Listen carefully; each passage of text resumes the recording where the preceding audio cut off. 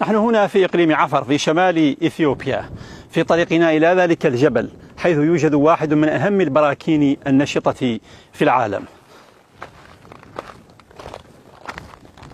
طبعا هذه المنطقة تشتهر بغرابة الجيولوجيا فيها، حيث توجد بحيرات ملحية وراء هذا الجبل، ويوجد هذا البركان النشط دائما.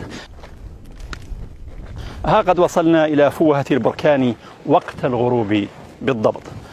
هذا هو البركان الذي ترون هناك. هذه الحمم تعتمل في هذه المنطقة منذ ملايين السنين حسب ما يقول العلماء. طبعا لديها مد وجزر حسب ما تشاهدون. أحيانا يمتد البركان إلى أطراف الصخور التي ترون، وأحيانا ينحسر. هذه المنطقة من أجمل المناطق في العالم وأخطرها كذلك،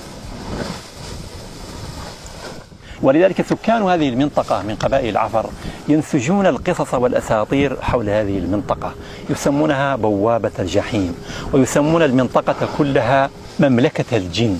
ولذلك يرون في أدبياتهم أن من جاء هنا ليلا يسمع أصواتا غريبة ربما تنادي عليه الجن، ولذلك ينبغي ألا يجيبهم. طبعا معي دليلي من قبائل العفر. محمد، أليس كذلك؟ نعم أستاذ أحمد، فإذا دعوك يا أحمد يا جزيرة فلا تجيبهم، فإذا أجبتهم فلن تعود معنا.